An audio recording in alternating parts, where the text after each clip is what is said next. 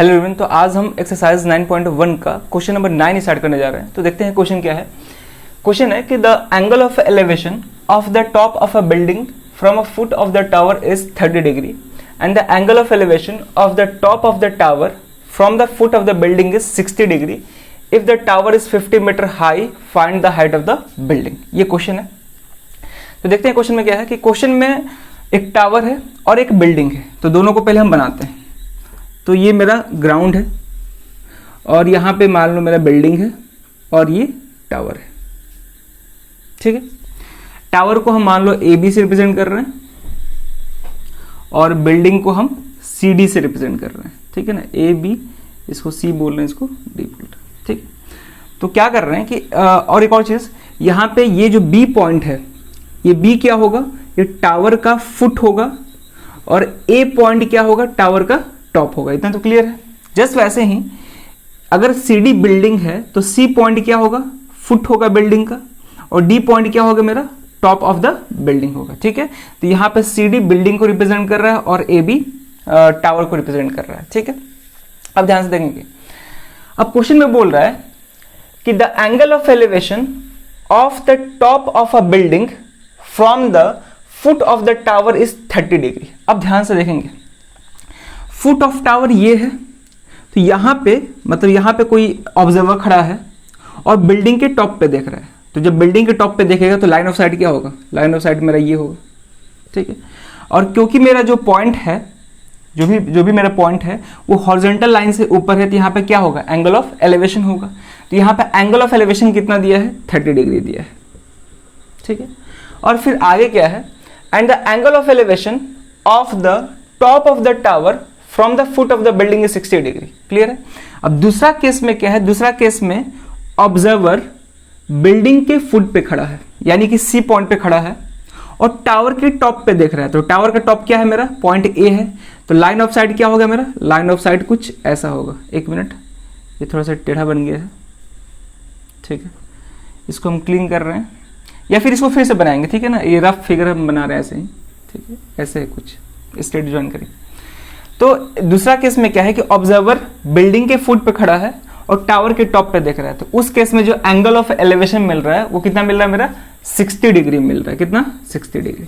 ठीक है, और यहाँ पर टावर का हाइट दिया है 50 मीटर दिया है टावर का हाइट, और हमसे पूछा है कि इस बिल्डिंग का हाइट क्या होगा, इस बिल्डिंग का हाइट क्या होगा। ठीक है, चलो फाइंड करेंगे बिल्डिंग का हाइट क्या होगा। लेकिन दिमाग में एक और क्वेश्चन आएगा, एराइज होगा कि आपको कैसे मालूम चल गया कि टावर बड़ा है और बिल्डिंग छोटा है, क्योंकि बिल्डिंग का तो हाइट दिया नहीं है, केवल टावर का हाइट दिया है, बिल्डिंग तो हाइट दिया नहीं है। तो बिल्डिंग बड़ा भी हो सकता है टावर से और छोटा भी हो सकता है, दोनों हो सकता है। तो कैसे मालूम चला कि टावर बड़ा है और बिल्डिंग छोटा है, तो एंगल ऑफ एलिवेशन से मालूम चला। ठीक है, यहाँ पे जब बिल्डिंग के टॉप पे देख रहा है तो एंगल ऑफ एलिवेशन 30 डिग्री आ रहा है, और वहीं जब हम टावर के टॉप पे देख रहे हैं तो एंगल ऑफ एलिवेशन कितना आ रहा है, 60 डिग्री आ रहा है। तो एंगल ऑफ एलिवेशन ज्यादा कब होगा, जब कोई चीज ऊंचा होगा, जिसका हाइट ज्यादा होगा। क्योंकि किसी भी चीज का जब हाइट ज्यादा है तो उसको देखने के लिए सर ज्यादा ऊपर करना होगा, यानी कि एंगल ऑफ एलिवेशन ज्यादा होगा।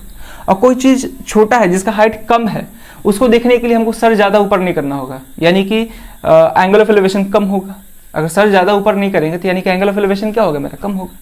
तो एंगल ऑफ एलिवेशन देख के मालूम चला कि जो बिल्डिंग है उसका हाइट छोटा होगा और टावर का हाइट बड़ा होगा। ठीक है ना, यहाँ पे एंगल ऑफ एलिवेशन ज्यादा है 60 डिग्री, यानी कि ज्यादा ऊपर देखना पड़ेगा। यहाँ पे एंगल ऑफ एलिवेशन कम है 30 डिग्री, तो कम ऊंचा देखना पड़ेगा। ठीक है, चलो। तो क्वेश्चन में हमसे पूछा है कि हाइट ऑफ द बिल्डिंग, यानी कि बिल्डिंग का हाइट क्या होगा, सीडी का लेंथ बताना है इनडायरेक्टली। ठीक है, तो इस फिगर को फिर से बनाते हैं क्योंकि अच्छे से बन नहीं पाया है, तो रफली केवल समझाने के लिए इसको बताए थे। ठीक है, वैसे बिल्डिंग हो टावर, उसको वर्टिकल लाइन से ही रिप्रेजेंट करेंगे, उसमें हम बिल्डिंग टावर बनाएंगे नहीं। ठीक है, वर्टिकल लाइन से ही सबको रिप्रेजेंट करेंगे। तो यहाँ पे ग्राउंड है मेरा, मान लो,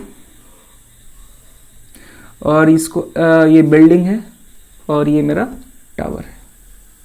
ठीक है, इसको हम ए बी से रिप्रेजेंट किए थे टावर को, ए बी, और ये सी डी। आप चाहो तो बिल्डिंग को भी ए बी से रिप्रेजेंट कर सकते हो, उसमें कोई दिक्कत नहीं, बस एक पॉइंट है उसको रिप्रेजेंट किया और कुछ नहीं। तो पहला केस में हम बिल्डिंग के टॉप पे देख रहे हैं, कहाँ से, फुट ऑफ द टावर से, यानी कि बी पॉइंट से। तो यहाँ से देखेंगे तो लाइन ऑफ साइट मेरा ये होगा कुछ। ठीक है, हल्का फुल्का टेढ़ा हो जाता है तो उसमें कोई दिक्कत। अब सेकंड केस में क्या है कि बिल्डिंग के फुट से टॉप ऑफ टावर दिख रहे हैं, यानी कि यहाँ से ऐसे, ये होगा मेरा लाइन ऑफ साइट। ठीक है, अब दोनों केस में एंगल ऑफ एलिवेशन भी बता देते हैं। यहाँ पे एंगल ऑफ एलिवेशन कितना था, 30 डिग्री है, 30 डिग्री है, और इस केस में कितना है मेरा 60 डिग्री है। और यहाँ पर टावर का हाइट दिया है 50 मीटर, क्वेश्चन में ऑलरेडी गिवन है। हमको क्या फाइंड करना है, हाइट ऑफ बिल्डिंग फाइंड करना है। तो हाइट ऑफ बिल्डिंग को हम h मान लेंगे, ठीक है, यानी कि हमको h निकालना होगा। ठीक है, चलो तो यहाँ पे लिख देते हैं क्या क्या क्या रिप्रेजेंट, मतलब कौन सा पॉइंट क्या रिप्रेजेंट कर रहा है। ठीक है, तो यहाँ पे ए बी टावर को रिप्रेजेंट कर रहा है, हाइट ऑफ टावर। ठीक है, और सी डी क्या रिप्रेजेंट कर रहा है मेरा, बिल्डिंग, यानी कि हाइट ऑफ बिल्डिंग। ठीक है, मतलब रिप्रेजेंट करने के लिए बताया कि यहाँ से मालूम चल जाएगा। ऐसे हाइट ऑफ टावर और हाइट ऑफ बिल्डिंग लिखना ज़्यादा सही रहेगा। ठीक है, फिर भी अब हम ध्यान से देखेंगे कैसे सॉल्व करेंगे।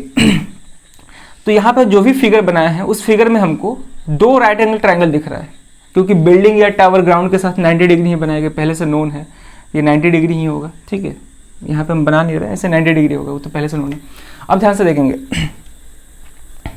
ठीक है, तो इस फिगर में हमको दो राइट एंगल ट्रायंगल दिख रहा है। कौन कौन सा, ट्रायंगल ए बी सी दिख रहा है, और दूसरा राइट एंगल ट्रायंगल कौन दिख रहा है, तो दूसरा दिख रहा है ट्रायंगल डी सी बी दिख रहा है। तो दोनों राइट एंगल ट्रायंगल का यूज करके हम एच निकालने का कोशिश करेंगे। और एक चीज और देखने को यहाँ पे मतलब देख सकते हैं कि दोनों राइट एंगल ट्रायंगल में बेस मेरा कॉमन है। ठीक है, यानी कि बेस बोले या फिर कोई एक साइड बोले, वो कॉमन है मेरा। कौन सा साइड, तो BC जो है BC कॉमन है, और वैसे भी गिवन एंगल के हिसाब से BC मेरा बेस ही है, यानी कि दोनों ट्रायंगल का बेस जो है वो कॉमन है। तो यानी कि हमको जो भी टी रेशियोज लेंगे उसमें बेस होना चाहिए, क्योंकि जो भी कॉमन साइड होता है ना उसको लेके हम सॉल्व करते हैं तो क्वेश्चन आसानी से सॉल्व होता है। क्लियर है, चलो सॉल्व करते हैं। तो एक एक ट्रायंगल लेंगे पहले। तो पहले हम लेते हैं बड़ा वाला ट्रायंगल। क्लियर है, बड़ा वाला ट्रायंगल लेते हैं। तो लिखेंगे इन ट्रायंगल, अच्छा इसको लिख देते हैं कि let the height of the building be h metre. ठीक है, इतना लिख लेंगे statement, let the height of the building, let the height of the building be h metre. ठीक है, और हमको h ही फाइंड करना है। अब लिखेंगे in triangle A B C, right triangle A B C, ये वाला ट्रायंगल नहीं है, बड़ा वाला ट्रायंगल। तो इन ट्रायंगल ए बी सी। अब यहाँ पे हम क्या यूज करेंगे, tan, और थीटा क्या है यहाँ पे, इस ट्रायंगल का, ट्रायंगल ए बी सी का एंगल क्या है यहाँ पे 60 डिग्री है। तो 60 डिग्री के सामने वाला साइड परपेंडिकुलर, और ये BC बेस होगा। तो हम कौन सा टी रेशियो लेंगे, tan लेना होगा, क्योंकि परपेंडिकुलर गिवन है और बेस कॉमन है, तो बेस को तो लेना ही होगा। ठीक है, तो tan लेते हैं। तो tan 60 डिग्री बराबर, ठीक है, परपेंडिकुलर क्या है मेरा AB, बेस क्या है मेरा BC। फर्दर सॉल्व करेंगे तो tan 60 का वैल्यू √3 होता है, AB का लेंथ दिया है 50, और यहाँ पे BC हो जाएगा। ठीक है ना। अब ध्यान से देखें, अगर हम BC को इधर भेज दें और √3 को यहाँ पे भेज दें, तो √3 यहाँ पे आके डिवाइड हो जाएगा और BC ऊपर चल जाएगा, यानी कि कुछ ऐसा हो जाएगा, BC = 50 डिवाइड बाई √3, इतना मीटर। यानी कि हमको BC का भी लेंथ मालूम चलेगा कितना है मेरा, 50/√3 मीटर। यानी कि हम बोल सकते हैं कि बिल्डिंग और टावर के बीच का डिस्टेंस कितना है, 50/√3 मीटर। आगे क्वेश्चन अगर ऐड कर दे कि आप ये भी बताइए कि टावर और बिल्डिंग के बीच का डिस्टेंस कितना है, तो बीच का डिस्टेंस क्या होगा, BC ही होगा ना, जो कि कितना आ रहा है 50 डिवाइड बाई √3 मीटर आ रहा है।